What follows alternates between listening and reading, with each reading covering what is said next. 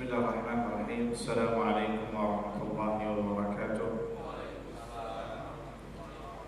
Alhamdulillahi rabbil alamin, wa bihi nasta'in ala umuri dunya waddin. Wassalatu wassalamu ala asyrafil anbiya'i wal mursalin, habibina wa nabiyina Muhammadin wa ala alihi wa sahbihi ajma'in. Amma ba'd. Rabbi shrah li sadri wa yassir li amri wahlul 'uqdatam min lisani yafqahu qawli. Allahumma la sahla illa ma ja'altahu sahla wa anta taj'alul huzna idza syi'ta sahla. Allahumma inna nas'aluka 'ilman nafi'a wa rizqan thayyiban wa 'amalan mutaqabbala. Allahumma 'allimna ma yanfa'una wanfa'na bima 'allamtana wa zidna 'ilman ya rabbal alamin. Allahumma inna nas'aluka at-tuqa wal 'afafa wal ghina. Allahumma aslih lana sya'nana kullahu wa la takilna ila anfusina tarfata a'yun. Amma ba'd. Ikhwani wa akhwati bid-din, 'azzani Allah wa iyyakum. Alhamdulillah, kita masih diberikan kesempatan oleh Allah Subhanahu wa taala untuk melanjutkan pembahasan kajian kitab kita secara rutin, yang mudah-mudahan ini semua bisa menjadi bekal kita nanti di hari berjumpa dengan Allah Subhanahu wa taala. Allahumma amin. Ikhwani wa akhwati fid din, hadirin wal hadirat yang dirahmati Allah Subhanahu wa taala, masih berkenaan dengan pembahasan kitab Al-Usul Tsalatsah, 3 pondasi utama yang wajib diketahui dan diamalkan oleh seorang muslim, karya Syekh Muhammad bin Abdul Wahhab At-Tamimi rahimahullahu taala. Pada pertemuan kali ini kita akan membahas tentang masalah ibadah-ibadah yang disebutkan oleh beliau yang tidak boleh diselewengkan kepada selain Allah Subhanahu wa taala secara umum. Di sini beliau akan menyinggung tentang masalah tawakal. Tawakal adalah ibadah hati, porosnya di hati, dan itu bagian dari ibadah yang nanti kita akan sebutkan, ya. Dan apabila ibadah maka tidak boleh ditujukan kepada selain Allah Subhanahu wa taala. Kata beliau, Syekh Muhammad bin Abdul Wahhab rahimahullah taala mengatakan, dalilul tawakkul, dalil bahwasanya tawakal adalah bagian dari ibadah. Qauluhu ta'ala, beliau menyebutkan 2 ayat dalam surat Al-Maidah ayat 23 dan At-Talaq ayat 3. Allah Azza wa Jalla berfirman, wa 'alallahi fatawakkalu in kuntum mu'minin, dan hanya kepada Allah lah kalian bertawakal in kuntum mu'minin, apabila kalian beriman. Kemudian ayat yang kedua surat Talaq ayat 3, wa man yatawakkal 'ala Allah fahuwa hasbuh, barang siapa yang bertawakal kepada Allah Azza wa Jalla fahuwa hasbuh, maka dia Allah akan mencukupkannya, cukup baginya. Ya, nanti kita akan bahas tentang masalah ini. Ikhwani wa akhwati fid din, azani Allah wa iyyakum. Itu secara singkat bahwasanya tawakal bagian dari ibadah. Apabila ibadah maka tidak boleh ditujukan kecuali kepada Allah Subhanahu wa taala. Di sini seperti biasa saya bawakan 2 penjelasan untuk saling melengkapi satu dengan yang lain. Yang pertama dari Syekh Muhammad Ibn Shalih Al-Utsaimin rahimahullah taala, kemudian yang kedua ada Syekh Shalih Sindi hafizahullah taala. Kata beliau di sini, Syekh Muhammad Ibn Shalih Al-Utsaimin rahimahullah mengatakan, apa yang dimaksud dengan tawakal? Kita mungkin bertanya, sudahlah tawakal saja kepada Allah Subhanahu wa taala. Nah, apa itu tawakal? Apabila antum mengetahui makna tawakal, maka akan mengetahui hakikatnya secara benar. Dan itu dilihat dari definisi. Ya, kalau ingin mengetahui sebuah sesuatu, maka lihat definisinya, maka engkau akan melihat hakikatnya. Kata Syekh Muhammad bin Shalih Al-Utsaimin rahimahullah mengatakan, at-tawakkul 'ala syai' al-i'timadu 'alaihi. Bertawakal terhadap sesuatu artinya menyandarkan kepadanya, menyandarkan kepadanya, yaitu tawakal. Ya, dalam bahasa Arab at-tawakkal seperti ini, saya menyandarkan seperti ini. Itu dalam bahasa Arab. Wa tawakkul 'ala Allah Ta'ala, adapun bertawakal kepada Allah maksudnya adalah apa? Kalau antum memahami makna definisi ini, antum akan mengetahui tawakal yang sesungguhnya. Antum kalau mengetahui definisi ini, antum akan bisa membedakan mana yang tawakal yang syar'i, yang benar-benar tawakal, dan mana yang berpura-pura tawakal. Kata beliau, ini maksud tawakal kepada Allah Subhanahu wa ta'ala adalah al-i'timadu 'ala Allah Ta'ala kifayatan wa hasban fi jalbil manafi'i wa daf'il madarri wa huwa min tamamil imani wa alamatihi. Yakni beriktimad, menyandarkan kepada Allah Subhanahu wa ta'ala kifayatan wa hasban, ya, menyandarkan kepada Allah Subhanahu wa ta'ala secara totalitas, menyerahkan perkaranya kepada Allah fi jalbil manafi'i wa daf'il madarri, dalam, ya, untuk mendapatkan manfaat atau menangkal keburukan, untuk menggapai manfaat atau menolak keburukan. Ada yang kurang di sini, saya tambahkan. Ma'abadlil asbab, dengan disertai sebab-sebab yang dianjurkan. Itu namanya tawakal.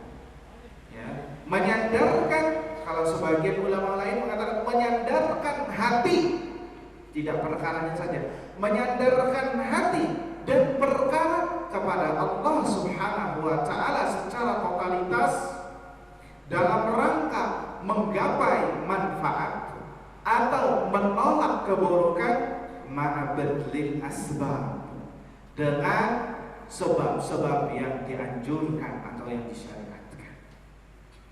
Dengan kalimat menggunakan kalimat sebab-sebab yang dianjurkan, berarti keluarlah koridor sebab-sebab yang dilarang. Berarti tidak termasuk tawakal kepada Allah. Orang yang menggunakan sebab-sebab yang tidak dianjurkan, ya, atau hal yang maksiat atau yang dilarang, maka dia tidak dikatakan bertawakal. Karena apa? Dengan sebab-sebab yang dianjurkan. Itu makna tawakal. Sehingga kita bisa mengetahui, ya, ada dua rukun di sini, dua poin penting dalam definisi tawakal.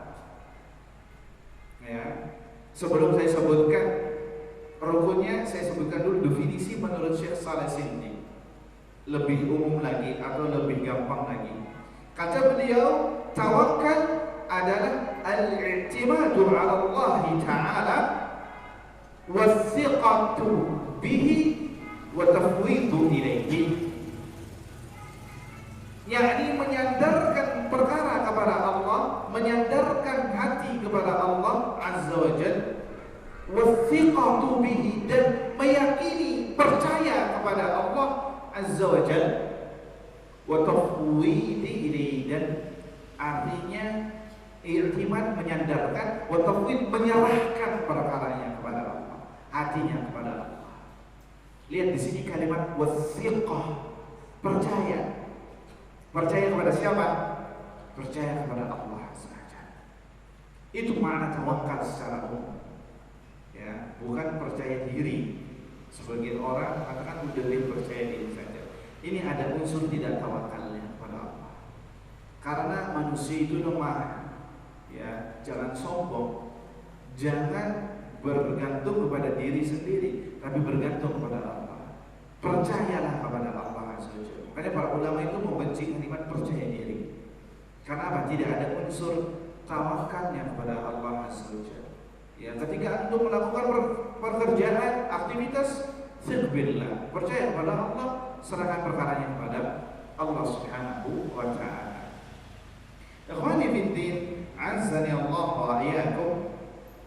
Sehingga kita bisa mengetahui Dari definisi tawakal tadi ada 2 poin yang wajib harus terpenuhi ketika seorang bertawakal. Ada 2. Yang pertama adalah i'timadu qalbi, penyandaran hati kepada Allah Subhanahu wa taala. Kemudian yang kedua adalah rukun yang kedua, amal bil asbab, melakukan sebab-sebab ya yang dianjurkan oleh Allah Subhanahu wa taala. Sehingga apabila 2 rukun ini ada, ya, maka dia dikatakan bertawakal kepada Allah.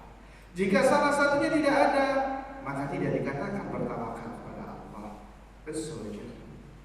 Ikhwani wa akhwati fiddin, azani Allah wa iyyakum.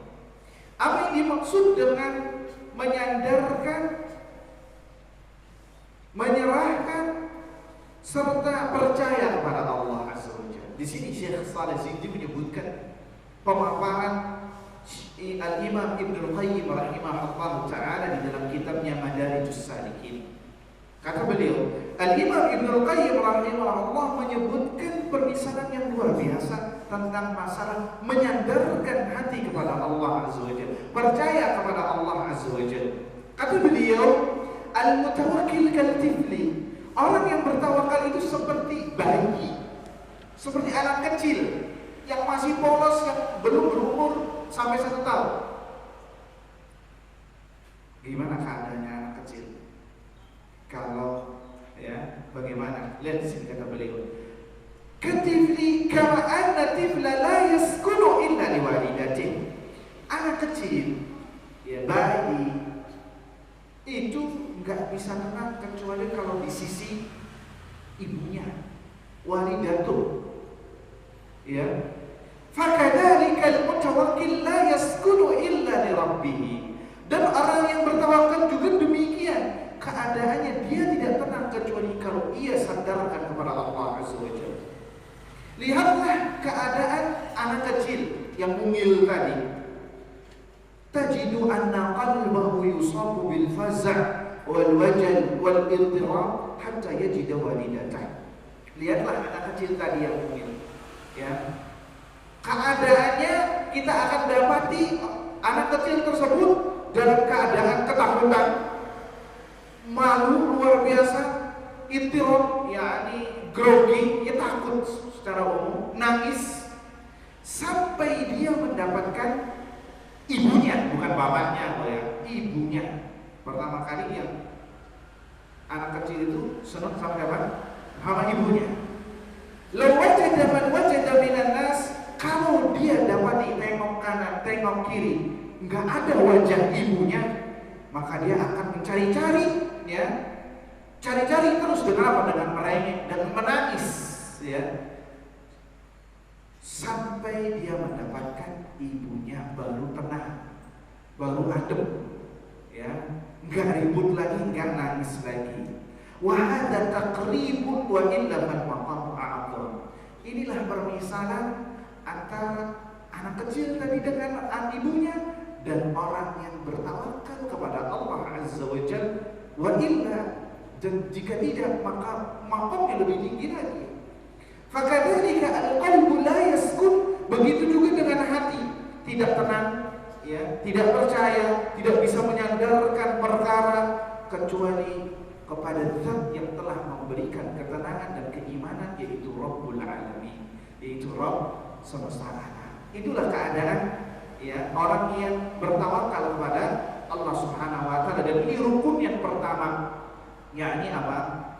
Rukun pertama, tafwidul amr ila Allah Azza wa Jalla, menyandarkan, menyerahkan semuanya kepada Allah Subhanahu wa taala. Kemudian syarat yang kedua adalah, dan ini harus ada pada diri seorang muslim yang bertawakal, adalah harus ada sebab-sebab yang disyariatkan. Kalau bahasanya kita harus ada ikhtiarnya sebagai rukun tawakal Subhanahu wa ta'ala. Yang dimaksud dengan sebab-sebab di sini adalah sebab-sebab yang disyariatkan, yakni yang Allah halalkan sebabnya, cara menggapaikannya, ya, bukan sebab apapun, nggak boleh.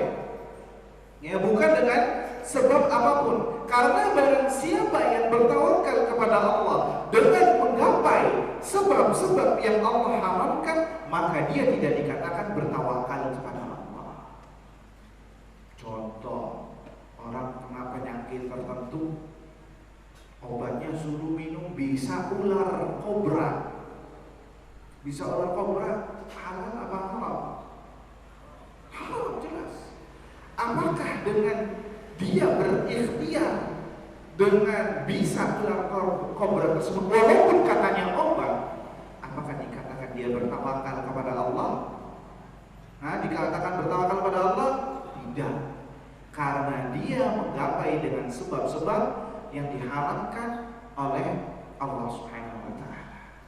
Allah telah menetapkan rizki, tapi dia bekerja, beraktivitas dengan cara yang haram, riba misalkan, ya, dengan cara riba. Apakah ini dengan ikhtiar sehingga dia dikatakan bertawakal kepada Allah?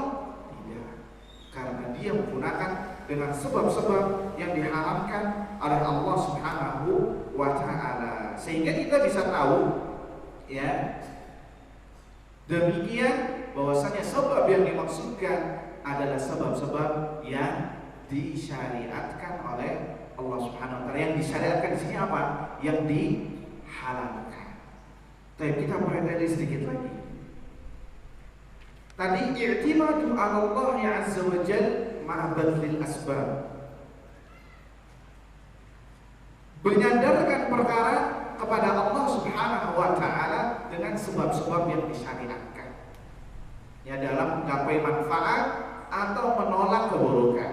Dia menggapai manfaat atau menolak keburukan dengan sebab-sebab yang disyariatkan. Sekarang pertanyaan, sekarang kita contohkan. Orang ingin sembuh dari sakitnya,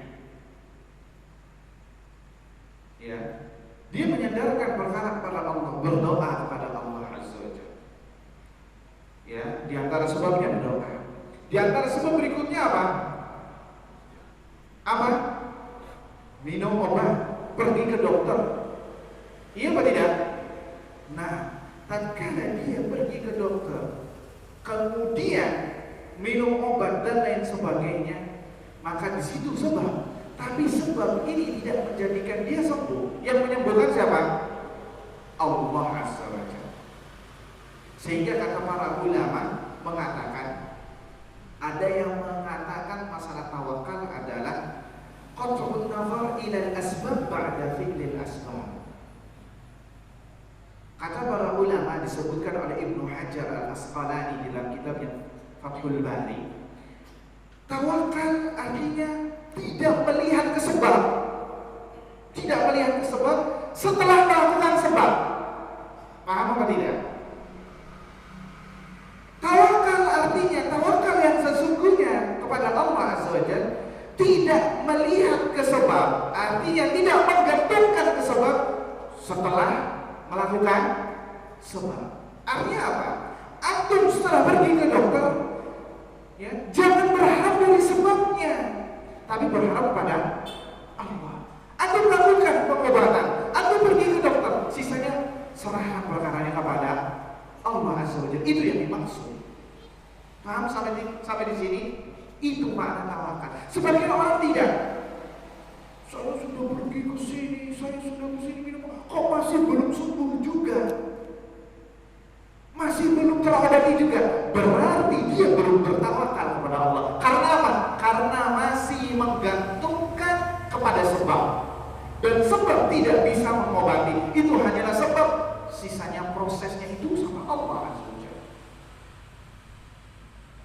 Sama seperti orang ingin daftar kuliah, daftar ke sekolah, dia sudah mendaftar, iya apa tidak?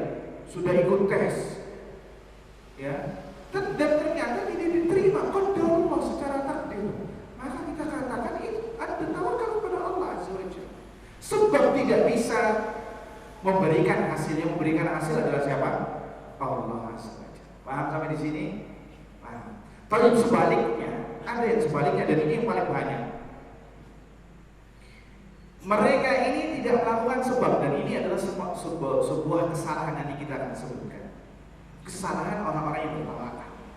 Tadi kita lihat menyandarkan hati kepada Allah Azza wa Jalla, ya, dalam menggapai manfaat atau menolak keburukan ya. Dan dengan disertai sabar.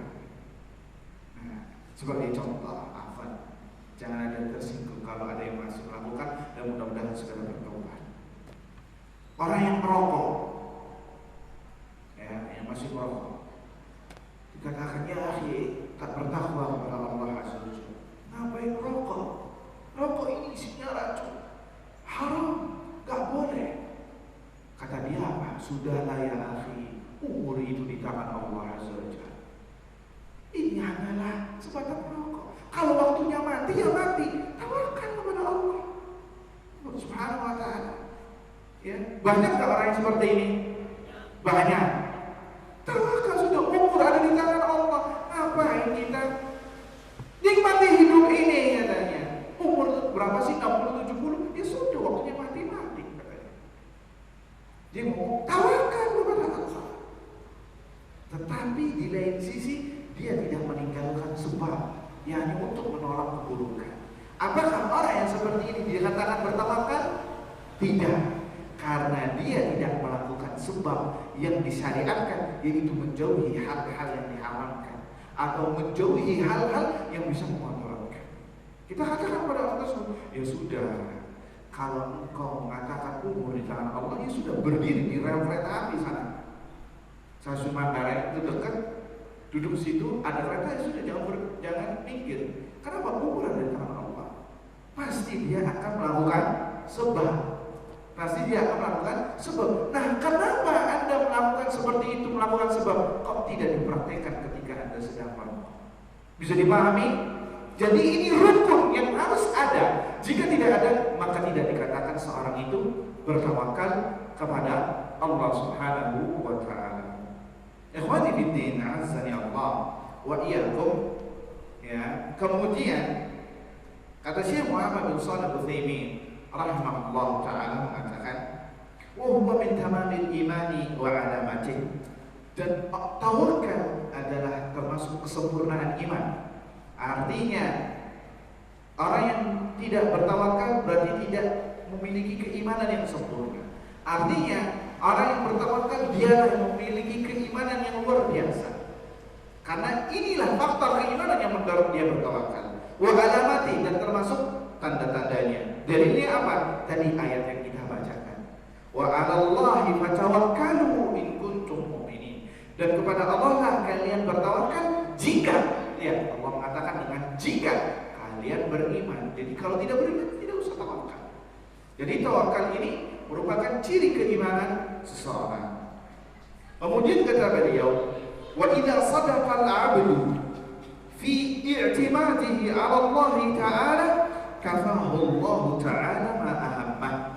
Apabila seorang hamba bertawakal, menyandarkan hatinya kepada Allah Azza wa Jalla, sadaq, jujur, benar-benar jujur dia, tidak hanya sekedar di lisan, tapi benar-benar jujur dalam tawakalnya kepada Allah Azza wa Jalla, maka kafahu Allah Ta'ala ma ahamma, maka Allah akan mencukupkan segala apa yang membuat dia pusing, yang selalu ia pikirkan selama ini sampai nggak bisa tidur. Kalau dia jujur, benar-benar jujur tawakal pada Allah, ingat janji Allah, kafahu, Allah akan pasti mencukupkannya. Janji Allah, innallaha la yukhliful mi'ad, sesungguhnya Allah tidak menyalahi janji. Dalilnya apa? Tadi ayat tadi, wa man yatawakkal 'ala Allah fahuwa hasbuh. Barang siapa yang bertawakal, yang menyandarkan perkaranya kepada Allah Azza wa Jalla, fahuwa hasbuh, Allah akan mencukupi kebutuhannya. Jika kapan? Jika dia jujur meyakini tatkala dia bertawakal kepada Allah. Tidak hanya sekedar lisan, tidak hanya sekedar keyakinan, tapi tidak dibuktikan dengan amalan. Tapi jujur, benar-benar dari lubuk hatinya dan diaplikasikan dengan amalan, maka Allah akan mencukupinya. Itu pasti, harus kita yakini. Jika tidak, berarti tidak beriman kepada Allah Subhanahu wa ta'ala. Allah Azza wa Jalla berfirman, innallaha balighu amrihi. Sesungguhnya Allah Azza wa Jalla akan menyampaikan perkaranya, yakni akan memberikan perkaranya, akan mencukupkan perkaranya. Artinya akan dijamin oleh Allah Subhanahu wa ta'ala. Itu harus kita yakini. Ya, jangan pesimis. Kayaknya Allah cukupi enggak ya? Kayaknya katanya. Berarti enggak yakin dia cukupi. Enggak benar-benar. Harus. Apa yang kita lakukan Allah sudah jamin, maka kita tawakal kepada Allah saja. Ini janji Allah. Maka kalau seperti ini, kita jangan bakhil. Kita jangan mikir-mikir untuk melakukan kebaikan. Kita jangan terlalu takut dengan masa depan. Kalau orang yang takut dengan masa depan, berarti dia tidak bertawakal kepada Allah Azza wa Jalla. Berarti dia bersungguh kepada Allah Azza wa Jalla. Takut gak bisa makan. Apalagi sekarang pandemi, Ustaz, PHK masal. Gimana makannya? Gimana makannya? Orang kafir aja diberi makan sama Allah. Masa kita yang sujud dan ruku tidak diberi rezeki oleh Allah Azza wa Jalla? Pasti itu janji Allah ada. Selagi kita masih hidup, masih napas, masih berbicara, berarti masih ada rezeki. Kecuali kalau belum ada rezekinya, mati. Lihat orang yang mati itu sudah habis rezekinya, sudah habis kontraknya di dunia, maka Allah matikan. Pernah kita ceritakan di sini, ada orang yang terjebur ke sumur, jatuh ke sumur, kemudian diangkat lagi. Sebenarnya harusnya mati nih orang, cuma karena dia belum boleh mati kecuali sampai minum susu, baru terjebur mati. Kenapa? Karena rizki orang sudah ditentukan oleh Allah Azza wa Jalla. Maka kita jangan takut, kita jangan cemas, kita jangan goyah sampai ke hal-hal yang haram kita lakukan. Na'udzubillah. Berarti iman kita kepada Allah, tawakal kita kepada Allah masih belum sempurna, bahkan harus dipertanyakan kembali. Na'udzubillahi min dzalika. Ikhwani wa akhwati fid din, azani Allah wa iyyakum. Menurut tawakal, menurut orang yang bertawakal kepada Allah Azza wa Jalla, itu dibagi menjadi dua. Sebelum menjelaskan jenis-jenis tawakal, kita ingin sebutkan orang yang bertawakal itu dibagi menjadi dua. Ada tawakalnya orang umum, ada tawakalnya orang khusus. Ada tawakalnya apa? Orang umum, ada tawakalnya orang khusus. Tawakalnya orang umum, mau umum dulu atau khusus dulu ini? Ya, umum dulu. Tawakalnya orang umum, dia hanya bertawakal kepada Allah terhadap perkara dunia saja. Dia hanya bertawakal kepada Allah Subhanahu wa ta'ala hanya perkara dunia saja, tidak melihat kepada yang lain. Adapun tawakalnya orang khusus, yaitu para ulama dan ahli ilmu, mereka bertawakal kepada Allah dalam perkara dunia dan perkara akhirat. Perkara dunia dan perkara akhirat. Sehingga dari tawakalnya tersebut lahirlah nilai, hasil. Kelihatan semuanya. Hasil pertama dan hasil kedua berbeda jauh. Hasil pertama, tawakalnya orang umum, yakni tawakalnya orang-orang awam, manusia, yakni yang bertawakal kepada Allah dengan tawakal perkara dunia, Allah cukupkan perkara dunianya. Allah cukupkan apa yang menjadi obsesinya, karena dia bertawakal kepada Allah. Janji Allah, dunia dia dapatkan, kebutuhan hidup dia dapatkan, tapi perkara agamanya tidak ada, perkara akhiratnya tidak ada. Nol. Kita dapati ada orang tajir luar tajir melintir, punya mobil, punya kendaraan dan lain sebagainya, tapi tidak sholat, tapi nggak bisa baca Al-Quran, nggak bisa. Ahli aja nggak tahu, nggak mau melakukan ketaatan kepada Allah Azza wa Jalla. Bahkan orang yang paling jauh dari Allah Azza wa Jalla. Kenapa? Karena dia tawakalnya hanya tawakal perkara dunia saja. Allah beri sesuai apa yang dia mau. Di perkara agama, perkara akhirat nol. Seakan-akan gak ada bedanya dia dengan orang kafir. Dan itu banyak kita lihat. Ya, ada orang Muslim, dunianya ada, tapi agamanya kita takbirkan untuknya 4 rakaat, 4 takbirat yang salat jenazah. Innalillahi wa inna ilaihi raji'un. Gak ada sama sekali, gak ada bedanya.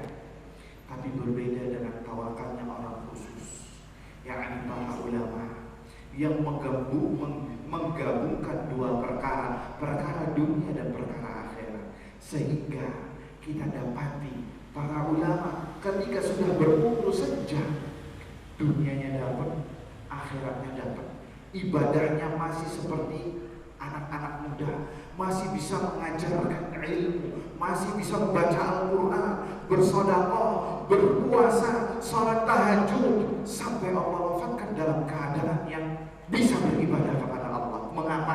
Karena mereka bertawakal kepada Allah dengan menggabungkan dua. Atau dia hanya bertawakal kepada Allah dalam perkara dunia, perkara akhirat Allah, maka dunianya akan mengikuti. Dunianya akan mengikuti. Dan itu janji Allah saja. Dan subhanallah, kita dapati para ulama yang masih hidup sampai umur 80 tahun masih bisa mengajarkan ilmu dengan hafalannya, mengajarkan Sahih Bukhari dengan hafalannya, hadis-hadis bisa menjelaskan. Kenapa? Allah jaga agamanya karena dia bertawakal kepada Allah. Perkara agama, dunia ngikut.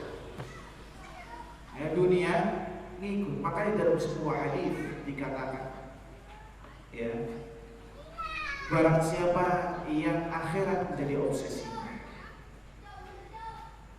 barang siapa yang akhirat akan yang menjadi obsesinya, ya, maka Allah akan berikan apa yang dia mau. Ya, kurang lebih maknanya, dunia akan mengikutinya dan dijadikan kekayaan berada di depan matanya. Dan barang siapa yang dunia menjadi obsesinya, maka akan dijadikan kefakiran selalu menghantuinya. Walaupun tajir, ya, walaupun tajir. Kita lihat banyak orang-orang tajir tapi bakhil. Kenapa? Karena selalu dihantui rasa kefakiran. Nanti kalau saya sedekah ini, kira-kira bisa makan nggak ya? Kira-kira bisa ini nggak? Kenapa? Selalu dihantui kefakiran. Ya, kenapa? Itu balasan bagi mereka yang obsesinya dunia. Ya, akan dicerai-beraikan perkaranya. Walam ya'ti minad dunya illa ma kutiba lahu. Dan tidaklah dunia mengambilnya kecuali apa yang sebatas yang tertulis untuknya. Ya, na'udzubillah. Ya, saya pernah melihat, ya, ada orang tajir, ya, di sebuah daerah. Itu subhanallah, masyarakat sekitarnya memusuhinya. Loh, bukannya orang tajir ini malah jadi panutan, ya, ada bulan, ada semua. Ini malah musuh. Kenapa? Saking bakhilnya luar biasa. Sampai walimah pun hanya mengundang orang-orang segelintiran lingkungannya dia saja. Subhanallah. Bisa jadi masuk dalam hadis ini, dijadikan kefakiran selalu menghantuinya. Kenapa? Karena dia tidak bertawakal kepada Allah saja. Takut kere, takut miskin. Na'udzubillahi min dzalik. Oleh karena maka, jadilah Anda yang bertawakal kepada Allah tidak hanya perkara dunia saja, tapi perkara akhirat dan perkara dunia. Niscaya orang yang bertawakal kepada Allah Azza wa Jalla perkara akhirat, dunia akan mengikuti. Di antara doa Nabi SAW adalah selalu istiqamah dalam menjalankan agama ini sampai meninggal. Ya muqallibal qulub, tsabbit qalbi ala dinik, wa ya musarrifal qulub, sarrif qalbi ala ta'atik. Wahai zat yang membolak-balikan hati, teguhkanlah hatiku di atas agama. Wa ya musarrifal qulub, wahai zat yang memalingkan hati, palingkanlah hatiku untuk tegar di dalam ketaatan kepada. Ini diantara doa sekaligus tawakal kepada Allah dalam perkara akhirat. Allah akan jaga agama orang tersebut. Allah akan berikan kekuatan sampai umur yang dimana umur tersebut kebanyakan orang sudah lemah, tidak bisa apa. Kita saksikan Syekh Abdul Muhsin Abbad hafizahullah ta'ala, ayahanda dari Syekh Abdul Razak Al-Badr, sekitar umur 80-an di Madinah, sampai sekarang masih mengisi kajian Sahih Bukhari, Sahih Muslim dengan hafalannya. Luar biasa, umur 80, 90. Ya kebanyakan orang sudah pikun, nggak tahu orang. Tapi ini masih mengajarkan Sahih Bukhari, Sahih Muslim dan kitab-kitab sunan lainnya dengan apa? Bihifdzihi, dengan hafalannya. Ya luar biasa. Siapa yang bisa seperti itu kalau bukan dari penjagaan Allah Azza wa Jalla? Ihfazillah yahfazka. Jagalah Allah, niscaya Allah akan menjagamu. Jagalah Allah, niscaya Allah, bantuan Allah, pertolongan Allah selalu berada di hadapan. Jagalah Allah artinya jagalah syariat-syariat Allah, maka Allah akan menjaga Anda. Jagalah Allah di waktu muda, Allah akan menjagamu di waktu tua. Ya. Ini tentang masalah tawakal antara umum dan antara yang khusus. Baik, ikhwan fillah azza wa jalla. Sini disebutkan ada 4 tawakal, saya sebutkan secara ringkas saja yang disebutkan oleh Syekh Muhammad bin Shalih Al-Utsaimin rahimahullah. Macam-macam tawakal ada 4. Tawakal yang pertama dan ini yang tertinggi adalah tawakal kepada Allah Azza wa Jalla. Kita sebutkan ini adalah termasuk tanda keimanan seseorang. Yang kedua, tawakkul sir, tawakal yang tersembunyi. Ya, seperti bertawakal kepada mayit untuk mendapatkan, atau bertawakal kepada benda pusaka, ya, benda pusaka, keris yang dikeramatkan dan sebagainya, maka dalam rangka untuk mendapatkan manfaat atau menolak bala, maka ini ada syirik besar, orang ini bisa keluar dari Islam. Ya, kenapa dikatakan seperti ini? Karena dia meyakini ada selain Allah yang bisa mengatur, ya, yang bisa memberikan manfaat atau mudarat. Ini adalah kesyirikan. Yang ketiga adalah at-tawakkul al-ghair fi ma yatasarrafu fihi al-ghair. Bertawakal menyandarkan kepada orang lain fi ma yatasarrafu fihi al-ghair, karena orang tersebut memiliki sesuatu hal sehingga dia menyandarkan perkaranya. Ma'asyuri bi'uluwi martabatihi wa inhitati martabati al-mutawakkil anhu. Dengan harapan, dengan keadaan dia merasakan bahwasannya yang dia bertawakal kepada orang tersebut derajatnya lebih tinggi di atasnya, dan dia merasa lebih rendah, lebih hina. Ya, seperti apa? Mithlu an ya'tamida 'alaihi fi husulil ma'ash. Seperti dia menyandarkan kepada orang tersebut karena dia yang memberikan uang, memberikan upah, memberikan gaji, karena dia atasan. Kalau saya dipecat sama dia, saya makan apa? Katanya. Banyak apa tidak seperti ini? Banyak, ya. Jadi kalau dipecat luar biasa takutnya. Kalau salat subuh berjamaah telat, santai. Tapi kalau giliran masuk kantor telat semenit, minta maaf luar biasa. Ya, kenapa? Karena dia merasa rendah, karena dia bertawakal kepada orang tersebut, karena dia punya jasa, memberikan uang, memberikan gaji. Seperti ini. Maka kata Syekh Muhammad bin Shalih Al-Utsaimin rahimahullah taala, fa hadha naw'un min asy-syirk al-asghar.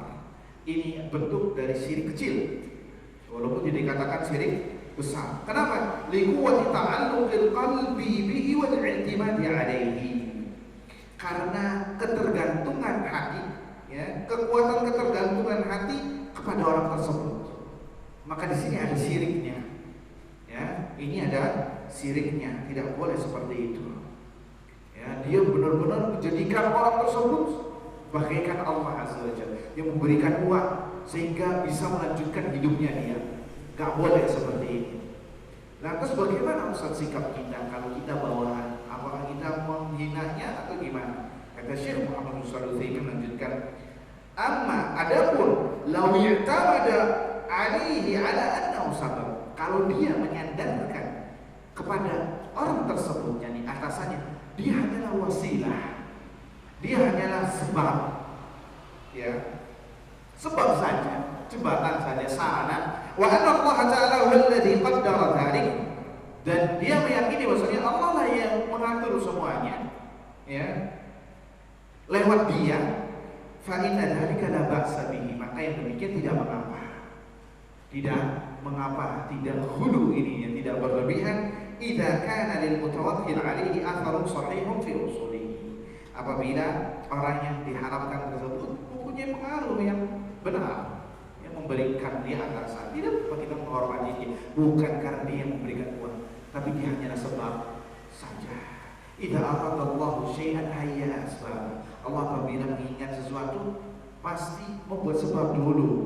Ya, Allah ingin menurunkan hujan, mendatangkan awan, pasti ada sebabnya. Tidak mungkin langsung serta-merta turun hujan seperti itu. Ya, ini semua ada hikmah, bahwa ini segala sesuatu ada sebabnya. Kemudian yang keempat, yang terakhir adalah at-tawakkul 'ala al-ghair fi ma yatasarrafu fihi al-mutawakkil. Bertawakal kepada orang lain fi ma yatasarrafu fihi al-mutawakkil, terhadap amalan yang sering dilakukan oleh orang tersebut, yakni orang yang melakukannya, orang yang menyandarkannya. Kalau bahasanya kita mewakilkan, ya, mewakilkan orang lain terhadap pekerjaan yang biasa kita lakukan. Itu bahasa kitanya adalah perwakilan, mewakilkan.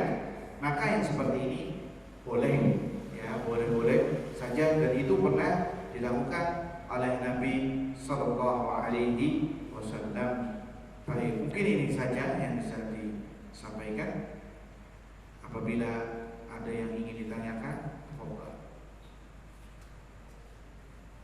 sudah masuk waktu Isya. Jika tidak ada, kita tutup sampai sini. Mudah-mudahan apa yang disampaikan bermanfaat, ya, pada kita semua dan bisa kita aplikasikan dalam kehidupan kita sehari-hari. Subhanallahumma wa bihamdika, asyhadu an la ilaha illa anta, astaghfiruka wa atubu ilaik. Wassalamualaikum warahmatullahi wabarakatuh.